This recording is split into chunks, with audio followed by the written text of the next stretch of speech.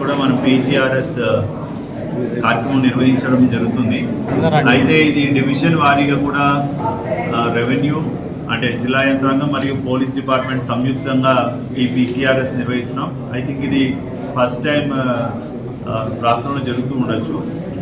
ముఖ్యంగా ఏంటంటే చాలా మటుకు వచ్చిన గ్రీవెన్సెస్లో 60 నుంచి 70% రెవెన్యూ రిలేటెడ్ ఉంటాయి. తర్వాత కొంత పోలీస్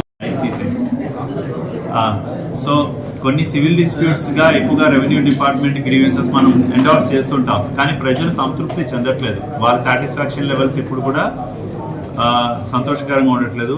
కాబట్టి రెవెన్యూ పోలీస్ ఉమ్మడిగా ఆ గ్రీవియన్స్ పరిష్కరించడానికి అవసరమైతే వారికి కౌన్సిలింగ్ కావచ్చు, న్యాయ సలహా కావచ్చు, లేదంటే లీగల్ ప్రాసెస్ ఏంటి, లేదంటే ఆర్ఓఆర్ ప్రకారంగా ఎలా చేసుకోవాలనే దాని మీద కొంచెం వారికి బ్రీఫ్ చేయడం జరుగుతుంది.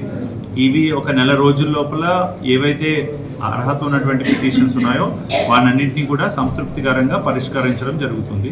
సో ఈ కార్యక్రమానికి మన గౌరవనీయులు మన జిల్లా ఎస్పీ సతీష్ గారు, అదేవిధంగా మన గౌరవ శాసనసభ్యులు ప్రసాద్ గారు కూడా హాజరయ్యారు. సో ఇది ప్రజలకి కావాల్సినటువంటి ఏవైతే అర్జీలు ఉన్నాయో వాటిని ఖచ్చితంగా మేము విచారణ చేసి సంతృప్తికర స్థాయిలో దీన్ని పరిష్కరించడం జరుగుతుంది.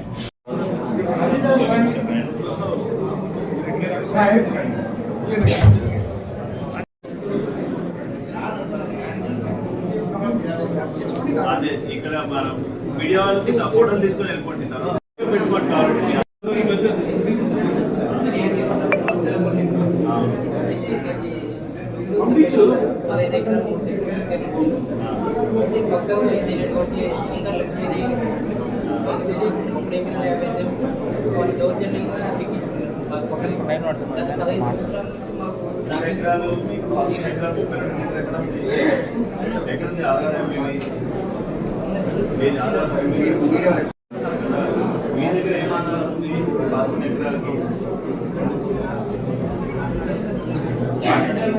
కాబట్టి వడంగల్లో మా రోజులో సాయంత్రం